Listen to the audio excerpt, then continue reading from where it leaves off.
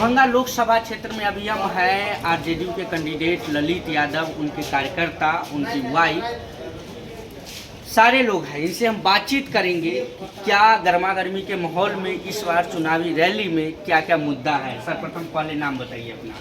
संजय पासवान, लोकसभा उम्मीदवार अगली पंचवर्षीय में रहा था। इस बार जो है स्कूटनी के कारण हम लोग से कट गए हैं। जो अब हम हमारे राष्ट्रीय अध्यक्ष बालू मेसराम अम्बेडकर जी, जो महाराष्ट्र से उनकी पार्टी क्षेत्रीय है, वो मुझे टिकट के माध्यम से दरभंगा लोकसभा उम्मीदवार बनाए थे। अब हम स्कूटनी में छटने के बाद जो है हमें महागठबंधन को समर्थन देने के लिए वो मुझे क्लीन चिट दे दिए। गठबंधन का समर्थन दे रहे हैं ललित यादव, एकदम तहे दिल से दे रहे हैं, तहे दिल से जहाँ से दिल से दे रहे हैं उन्हें हम समर्थन, है ना। और दिन रात हम अपने सहयोगियों के साथ, है ना, जुड़े हुए हैं इनके पार्टी में और देते रहेंगे, है ना, जब तक हमारा सहयोग रहेगा। और इस बार हम लोग जीत का झंडा फहरा रहे हैं। जीत का झंडा फहरा रहे। मैम एक सवाल लेना चाहेंगे, क्या लगता है कि दरभंगा लोकसभा क्षेत्र के लिए सबसे सही चेहरा ललित यादव जी ही होंगे? जी एकदम बिल्कुल। ये सवाल आपने कहा है 100% सही है कि ललित कुमार यादव जी ही दरभंगा के नेतृत्व अच्छे से कर सकते हैं और वो जीतेंगे। और हम लोग को विश्वास है कि निश्चित इसका विकास, दरभंगा का विकास होगा। विगत 5 वर्षों में विकास हो पाया या नहीं? नहीं हुआ, कुछ भी विकास नहीं हुआ, कुछ भी विकास नहीं हुआ। कुछ नहीं हो पाया। गोपाल ठाकुर आज से पहले 5 साल पहले आया, कुछ अभी तक जनता को मुंह नहीं दिखला पाया। वो काम क्या कर पाएगा? ललित यादव जो भी मारता है तो छक्के मारता है, छक्का मारता है। तो ललित यादव जी काम करेंगे? करेंगे, निश्चित तौर पर विकास का काम होगा। एकदम विकास एक का और मुद्दा है, एम्स दरभंगा में सुने आ चुका है, लेकिन आज तक कार्यरत नहीं है। लोग इलाज करवा रहे हैं या नहीं? कहाँ से इलाज कर एम्स है ही नहीं, इलाज कहाँ से करवा रहे हैं? सिर्फ कागज पे है एम्स? कागज पर। क्या सही बात है कि कागज पे ही है? सही बात, एकदम सही बात है। कहीं भी है उसका पता एम्स नहीं को है। फंसाने वाला भाजपा ही का नेता है जी। दूसरा आदमी नहीं है। एम्स को बन गया था, हमारा माननीय विधायक जी ने वहाँ सब कुछ दी है, मट्टी भी गिरा है।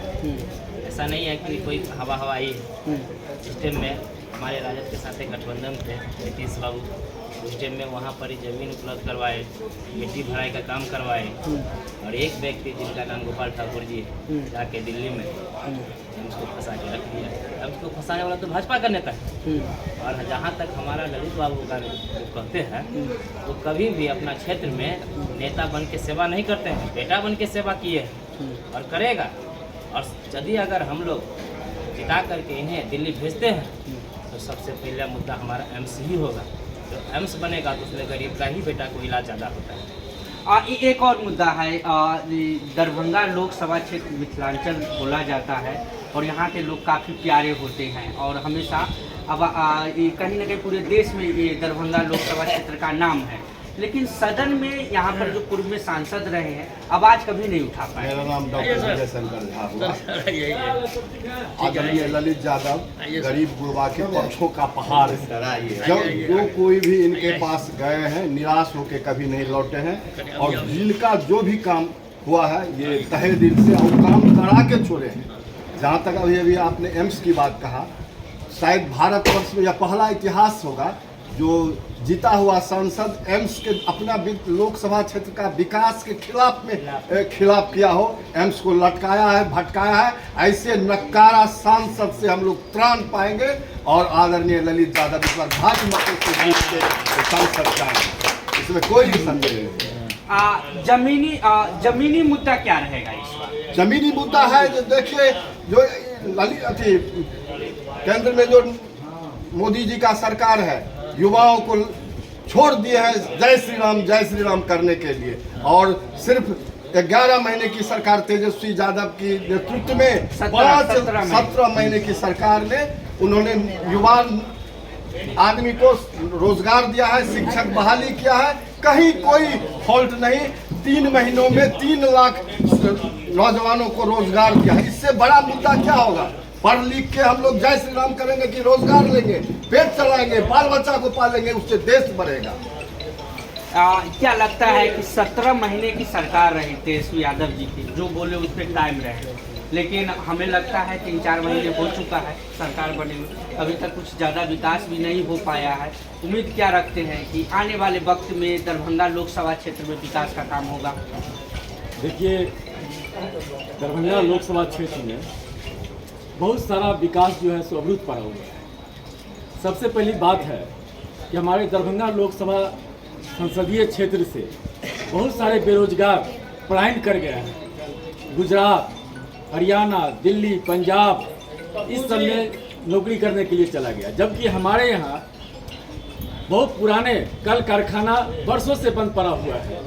लालू जी अपने रीजन में अशोक पेपर मिल को भी चालू करने का काम किए थे, रैयाम चीनी मिल को भी चालू करने का काम किए थे, लोहट चीनी मिल को भी चालू करने का काम किए थे। जब से नरेंद्र मोदी की सरकार आई है, ये सरकार नहीं चाहती है कि बिहार में कल कारखाना चालू हो और बिहार का मजदूर बिहार में नहीं रहे, बिहार का मजदूर गुजरात में जाके मजदूरी करे, ये चाहत नरेंद्र मोदी को है। आज नरेंद्र मोदी जी 400 पार कर रहे हैं। आज नरेंद्र मोदी जी 400 पार नहीं है, आज पूरे देश में नरेंद्र मोदी भगाव का नारा लग रहा है। आज जो परिस्थिति है, 1989 में चक्र छाप काल बन के निकला था और चक्र छाप जनता दल की सरकार बनी थी, और वही लहर आपके भारत में फैल गया है। चाहे वो क्षेत्रीय पार्टी हमारा जिस राज्य में है, हर राज्य में वो अधिक से अधिक संख्या में आपको इंडिया गठबंधन के सांसद को जिता के ला रहे हैं। मोदी जी आप 50-60 हेलीकॉप्टर लेकर के 25-30 नेताओं के साथ बिहार का दौरा करते हैं, देश का दौरा करते हैं, लेकिन हमारे यहाँ चाहे झारखंड हो, चाहे दिल्ली हो, चाहे हरियाणा हो, चाहे पंजाब हो, चाहे बिहार हो, अकेला हमारा क्षेत्रीय पार्टी का लीडर घूम करके उसके सीना पर चढ़ करके वोट मांगने का काम करता है। आज एक हेलीकॉप्टर लेकर के तेजस्वी यादव घूम रहे हैं। आप क्या कहते हैं? दलित की बात करते हैं। जिस दलित का अपने संविधान को समाप्त करने की घोषणा किया था अमित शाह, इसके पार्टी के लोगों ने किया है। ये किसी का बाप का भूपति नहीं है।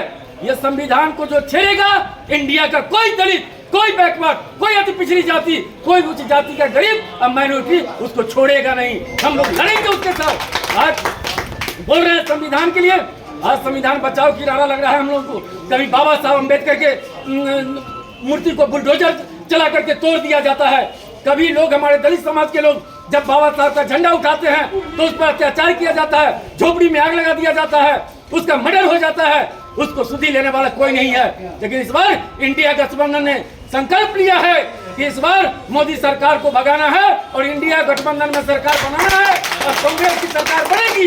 उस सरकार में हमारे सांसद भारी मतों से जीत करके जाने वाले हैं माननीय ललित यादव जी। ललित यादव जी जीतना पसंद किए हैं, हारना नहीं पसंद किए हैं। जब से इनको चुनाव में टिकट मिला है विधानसभा का, 6 बार इन्होंने बिहार विधानसभा में जाने का काम किया है। आज उनको मौका मिला है। आज देख लीजिए कहां चला गया हिंदू और मुसलमान की बात। ललित यादव के आने के बाद अब कोई मुद्दा नहीं रह गया भारतीय जनता पार्टी के पास, जो कभी मुसलमान के पास हिंदू की बात करे और हिंदू के पास मुसलमान की बात करे। आज सभी संवर्ग के लोग मिलकर के, आज ब्राह्मण में भी, राजपूत में भी, भूमिहार में भी, जो भी हमारे चहेते लोग हैं, गरीब लोग हैं, लाचार है, दबे कुचले हैं, आज भी ललित यादव जी के साथ में है। और दलित का बात है, पासवान की बात करते हो। हमने कहा, बहुत सारे लोग बोलते हैं कि चिराग पासवान का लीडर है। चिराग पासवान का लीडर नहीं है। वो अगर लीडर बनना चाहता है तो नरेंद्र मोदी का लीडर बनना चाहता है।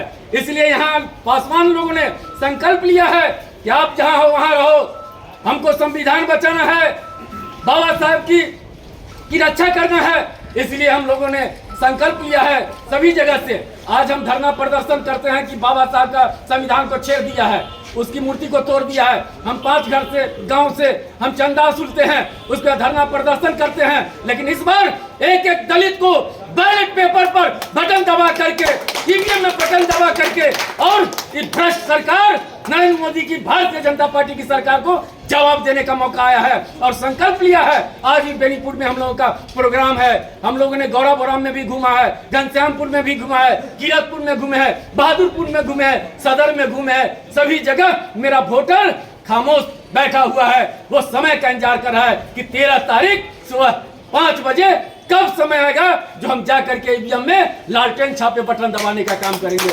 एक सवाल लेना चाहेंगे, जिस तरीके से आप बोल रहे हैं, कहीं ना कहीं आपको लगता है कि जिस तरीके से यहाँ पर बीजेपी काम कर रही है और जिस तरीके से विगत 5 वर्षों में विकास का काम हो पाया, कहीं ना कहीं इससे बढ़िया ललित यादव जी काम करेंगे? देखिए, विकास का क्या काम हुआ? आप जो बता रहे हैं कि भाजपा के नेतृत्व में विकास हुआ है, नेतृत्व में विकास हुआ है, आप जुर्मा देखिए ना उसका। 2 करोड़ युवाओं को रोजगार देने का घोषणा किया था ना। इन्होंने कहा था ना कि काला धन लाएंगे। काला धन किसका था? कांग्रेस का था, जनता दल का था, राष्ट्रीय जनता दल का था, जो उसको ला करके आप दीजिएगा। सब माँ बहन को लाइन में लगा दिए कि खाता खोल लिया, खाता खोल लिया तो लाइन लगा हुआ था, सब मार खाता था पुलिस का, और अकाउंट खुलवा लिया। अब 15 रुपया उसके अकाउंट में नहीं, खाता पर नहीं आया। 15 लाख का बोला, 15 लाख बोला गया था, लेकिन 15 रुपया नहीं आया। तो ये परिस्थिति है। दूसरी बात कि तो नहीं वो खाता खुला, लेकिन नोटबंदी रातों रात हो गया। नोटबंदी जब रातों रात हो गया तो 2000 नोट हमारे इंडिया के, भारत के लोगों को नजर आया, तो वो 2000 नोट गायब हो गया। तो किसके लिए बना था 2000 नोट? हमारी माँ बहन लोग बच्चे के शादी के लिए, बच्चे के इलाज के लिए कोठी में, बटुआ में, बांस के गोह में छुपा छुपा के पैसा रखे हुआ था। उस सारे पैसा पंसुइया को निकलवा लिया मोदी और 2000 में बदल दिया। और वह 2000 रुपया का पूरा नोट किसके लिए था? नीरव मोदी के लिए था, विजय माल्या के लिए था। पूरे हिंदुस्तान का बैंक को खोखला करके चला गया। उसके बाद आप कहते हैं क्या है? लाइन में लगा करके कोरोना हुआ, कोरोना आया था। कोरोना में बहुत दिखाते थे, बुलडोजर से जो है लाश को ले जाया जा रहा है, बुलडोजर से खड्डा खोद करके जो है जेसीबी से लाश को जलाया जा रहा है। हमारे कितने बिहार के लोग साइकिल से, रिक्शा से, पैदल धूप में मर के झड़ करके अपने अपने गांव आने का काम किया। क्या आज हमको कोरोना नहीं पकड़ा है? आज भी हमारे यहाँ कोरोना है, लेकिन कोरोना के नाम पर करोड़ों रुपया, अरबों रुपया लूटने का काम किया नरेंद्र मोदी, लूटने का काम किया। नाम बताइए। सुनीति रंजन दास, प्रदेश महासचिव, राष्ट्रीय जनता दल, बिहार। एक सवाल लेना चाहेंगे मैम आपसे, क्या लगता है कि जिस तरीके से इन्होंने बताया, इस बार ललित यादव जी विपक्ष के लिए काल बन के आए? तो आप मेरे जनता आपको बोलिए रहे हैं, सब लोग समर्थन करिए रहे हैं। अब हम क्या कर सकते हैं?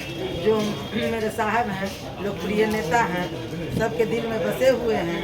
आपको रुझान देखिए रहे हैं। रुझान मैं देख रहा हूँ, जिस तरीके से यहाँ के कार्यकर्ता, आम जनता जिस तरीके से बोल रहे हैं, कहीं ना कहीं काबिले तारीफ है।